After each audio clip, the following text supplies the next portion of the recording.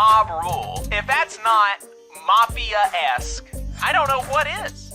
It's they're acting like an organized crime syndicate. Which side are you on? Which side are you on? Yeah, so let's talk about this thing that's happening a little bit north of where we are at.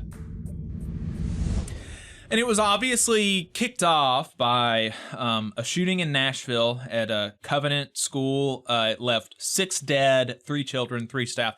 Just a really, really horrible thing to have happened. And, unfortunately it happens all too much. And that reignited calls for gun control, particularly in Tennessee. And look, I've not been shy on this program about where I fall on gun control to the extent that I think about it. It's not immediately where I go. I would generally consider myself pro-gun. I would generally consider myself somebody in favor of working people having arms. But, that is where a lot of folks go. A lot of folks do go to gun control as a solution. And, it's their right. And it's not as if it's without merit. It's not as if it comes from out of nowhere, right? I mean, we are, just the facts are that the United States of America is the only place where something like a school shooting or school shootings themselves happen on a fairly regular basis. It just simply doesn't happen in other countries, nor does the level of general gun violence and gun death. There are some 30,000 people every year, is my understanding, that is killed with guns. 2/3 of those are suicides. And, so how many of those could be prevented? How many of those suicides could be prevented if we had stricter laws about who could own guns? Probably a lot. And also the fact is that most people who attempt to commit suicide, if they fail, they don't try it again. Of course, people who attempt suicide have a higher rate of attempting suicide again than somebody who's never attempted suicide, just because, they've demonstrated that propensity to have those thoughts, and so it's likely that they'll have those thoughts again, but they're still, most of them don't, right? And so when you try to commit suicide with a gun, that is effective in something like 95% of cases. If you try to commit suicide with a gun, you almost always succeed. And so, if they didn't have the guns, it would be more difficult for them to succeed because, attempted suicides and obviously, trigger warning, discussion of suicides and homicides and all this type of stuff. But, people who attempt suicide by hanging or cutting or medication, and all, they're just not as successful. I think it's only something like 20-30% of people who attempt those by those means are successful. And so, the fact is that there would be fewer people die if we had fewer guns in this country. I'm just not totally sure that the culture of this country would allow for something like that to happen. But I think that these school shootings are definitely something that agitates people towards a different type of culture, maybe towards a culture that is less centered around guns. And it's not only suicides, but also murders and homicides and stuff like that are less common because, again, in the same way that suicides are more effective if you do it with a gun, attacks are more effective if they happen with a gun, right? So, it's not like they come out of nowhere, and it's not like they have no merit. It's just not typically where I go. But I will support, and this is something that people say. I disagree with what you say, but I'll defend to the death your right to say it. And I absolutely will defend the right of people to protest and agitate for gun control. And And that's what folks in Tennessee were doing. That's what folks in Nashville were doing, is protesting for gun control, for the solution that they have clung to try to rid this country of the purge of gun violence. And adding to, and 3 Tennessee legislators joined those protests, and in joining those protests, they stood on the House floor and they spoke out of order. And they admitted that that was a violation of the House rules, but they felt like it was an important enough issue that they were willing to do that. And for that huge violation of protesting out of order, which is important to remember, entailed no property damage, nobody was harmed.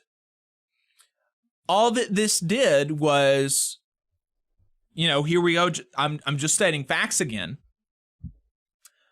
Violating some House norms and offending the sensibilities of the Tennessee Republicans.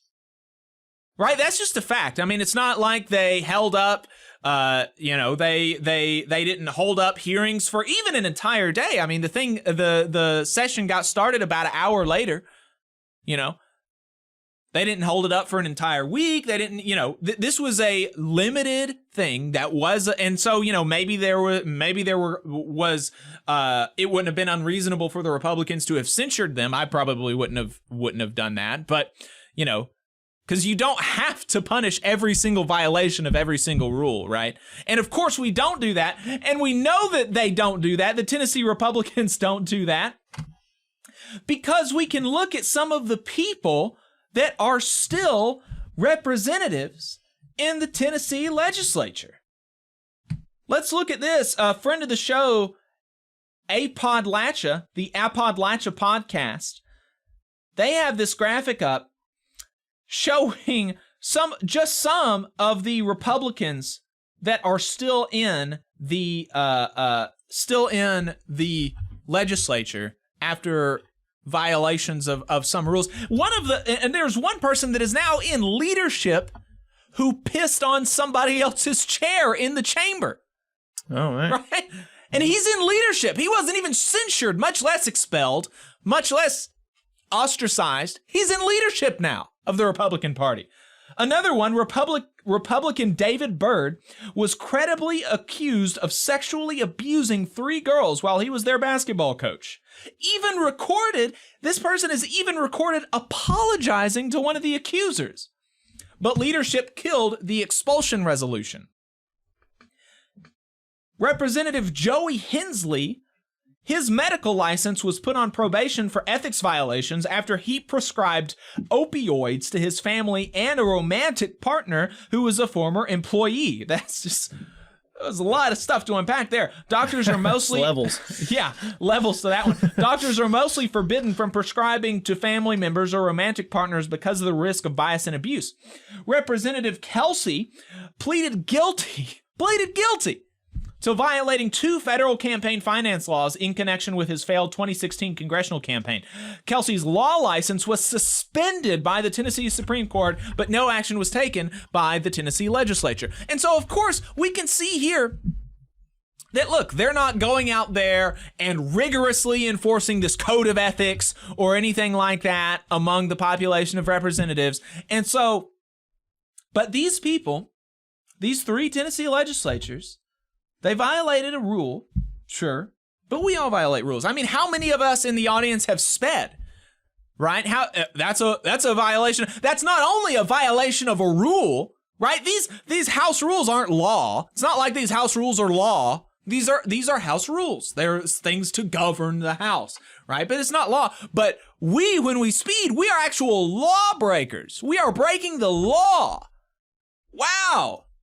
But nobody thinks that we should be put in jail. Obviously we shouldn't be put in jail. These people aren't being put in jail. But we shouldn't be fired from our jobs. Nobody thinks that. Nobody thinks that one of the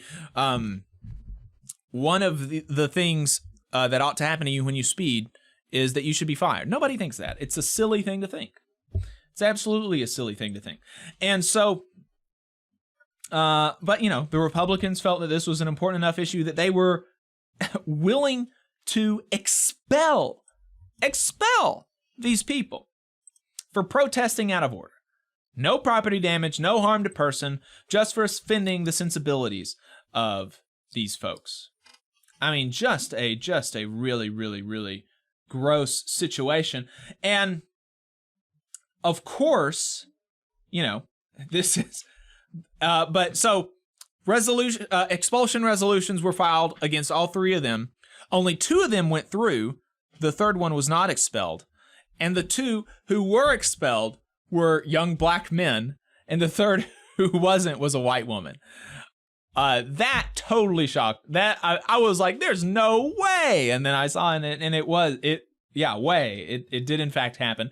And I think, you know, the obvious thing that folks go to for that is there was some racism there, and some conscious or unconscious bias against the 2 black members that was not there against the white member. But I've listened to some interviews with some of the people who voted to expel the 2 black men, but not the white woman. And they've got these excuses for why it's not about race. And I frankly don't really buy it. One of the excuses, I kid you not, was that the woman had a lawyer while the other 2 represented themselves. That was actually in this, it was, I forget the name. I forget the name of the person. I think it was Brad something. Foley? I can't remember. But one of the people said that was literally their first reason. He was on a conservative radio station, and the radio guy was like, "So, you know, why did you do this?" And the first thing out of his mouth was, "Well, you know, she had a lawyer and they represented themselves." Who gives a crap? That doesn't matter even a small, tiny little bit. Jeez. Man. It's just so wild. And then, you know, he said, well, there were maybe some factual inaccuracies in the resolution. You know, she didn't have the bullhorn, but, and then the radio host was like, "Yeah, but did she break the rules the same as those people?" And he said, "Yeah, but she didn't break them as much as the other 2. I mean, it was just so silly, just so silly. And of course, the Tennessee Republicans are acting just appalled that you would suggest that race had anything to do with this. And, you know, if the shoe fits, wear it. I mean, it's appalled just... while they're kicking out elected officials representing thousands of constituents. Right. And they're upset for being called something. Not only are they upset, they got their feelings hurt. They're so upset now that the woman who was not expelled, one of the House Republicans is planning to bring her up on ethics charges for calling him racist. Oh. Like, as if, you know, if you had any sense about you at all, even a little bit, you would, after this whole episode, you would just not talk about it anymore. Yeah, they literally didn't have to say anything, honestly. That's what they seem to always forget. It's like, you just don't have to say anything. Right. You don't have to defend. You can just stop. You can just be quiet. That is an option. But he didn't do that. He said, "No, I'm gonna bring her up on ethics charges." Just wild. Totally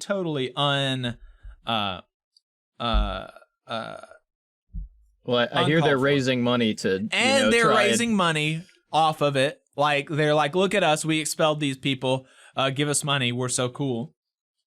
And of course, this is an attack on democracy. And I saw Alabama conservative opinion haver Cameron Smith mocking the idea that this is an attack on democracy because all the rules were followed. Oh, well, there's a process in the Constitution for expelling members of the state house. There is, and they followed all the rules. There wasn't a violation of the Constitution. And as if democracy was only following rules, as if there is not a democratic spirit that can be violated even when no rules are explicitly violated. Well, they followed the rules for 2 out of 3 of them. Right. I mean, it's a majority. Well, yeah, this kind of worries me, just being in a state with like a super majority, because once Tennessee does it, like, well, you know, if any of those Alabama representatives that honestly have very little power to put forth a bill that even has to get heard. If they do anything that's going to upset them, they'll just kick them out of office. Right. Yeah. It's definitely, it is very worrying because it's an attack on democracy. It's an attack on the people that voted, that voted for them. And not only have they expelled these people, not only are they going to be bringing up this woman on ethics charges for having the gall to hurt their feelings, they are now threatening, because these two people were popular in their districts, both the Nashville City Council and the Shelby County Commission or whatever, So the way that it works is when they're expelled, then the local bodies have to send a replacement. And so the local bodies, this in the case of Justin Jones, one of the expelled members being Nashville, and in the case of Justin Pearson being, I believe, the Shelby County Commission, a majority of both of those bodies have said, we intend to send them back. We're just going to send them right back. That's who we're going to have to replace. And then there's going to be a special election that they'll obviously run in. And so both of these bodies have expressed publicly, a majority of them, that we're going to send these people back. And the legislature now, there is talk from some of these Republicans about withholding funding from Memphis, where Justin Pearson is from, if they send him back. And so now, not only are they, I think credibly, being racist. I think I think that it's just not really credible to deny that, it seems to me. Well, I thought that maybe they were going to expel the female as well to kind of just be like, well, we goofed up with that, but no, it wasn't even that. And so now they are acting like a mafia and openly making plans to withhold millions of dollars from citizens of the state of Tennessee, because the people in Nashville, the capital of Tennessee, the people in Nashville don't like who these other folks are sending to represent them. I mean, if that's not mob rule, if that's not mafia-esque, I don't know what is. It's they're acting like an organized crime syndicate. It's just disgusting. It's absolutely disgusting what they're doing up there. Well, it shows you a lot about how I don't think a lot of them have had power challenged, haven't had their power challenged. Right. Like, I guess when you grow up in an environment where most people disagree with your views or something, you're very used to being the minority or having what you say challenged. But man, there's certain people in authority that they are very offended by just the idea of dissent. I'm proud to be part of a union that has spoken out against this. My national president, Reverend Everett Kelly from Alabama, national president of the American Federation of Government Employees, he said on Twitter, "The partisan expulsion of two black representatives, Justin Jones and Justin Pearson, for protesting on the floor of the Tennessee House, for protesting the lack of action following the deadly shooting at the Covenant School in Nashville, is inexcusable and a dangerous precedent. In a clear racial double standard, the partisan majority delivered a disparate, harsher treatment to the two black representatives than the white representative who participated in the same protest. Although, let's be clear, no lawmaker of any race should be punished for standing up for their principles. When majorities like those in the Tennessee House become tyrannical, using their power to stifle free expression, punish those who express unpopular opinions, and trample on the rights of the minority, these same lawmakers threaten our democracy. As we condemn these actions in the strongest possible terms, our hearts remain with the Nashville community still reeling from the recent tragedy." Everett Kelly isn't the only union official who's spoken out against this. The American Federation of Labor, AFL-CIO, said on their Twitter account, the expulsion of Representatives Justin Jones and Justin Pearson from the Tennessee House of Representatives was an affront to our democracy, to our American values, and a disturbing reminder of an all too familiar brand of oppression on display in our nation since Reconstruction. The move to expel these duly elected and sworn representatives, 2 black men, by a majority white right-wing legislature for taking part in the grand tradition of nonviolent civil disobedience was an act with severe implications motivated by systemic racism. If we cannot it cannot be overlooked that in the state where Dr. Martin Luther King Jr. was assassinated, there was in the legislature a vicious attempt to silence voices speaking on behalf of the constituents who elected them. The people of Tennessee deserve better. We stand firmly with Representatives Jones and Pearson and praise their courage in the face of outrageous opposition and unjust retaliation. Representatives Jones and Pearson are the very embodiment of Dr. King's principles that peaceful protest is not a departure from democracy, but absolutely essential to it. While Tennessee House Speaker Sexton and the legislators who joined him showed themselves to be its shameful opponents. Great statements from Reverend Kelly and AFGE and the American Federation of Labor. Very good stuff there. Proud to be a part of those organizations in times like this. You just saw a clip from the Valley Labor Report. We are live every Saturday morning from 9:30 a.m. till 12:30 p.m. And we pride ourselves on keeping all of our content free to everybody so that we can talk to as many working folks as possible. If you support the work that we're doing, you think that it's important, you think that it's good, then consider making a monthly contribution to the project, and you can do that on our website, tvlr.fm.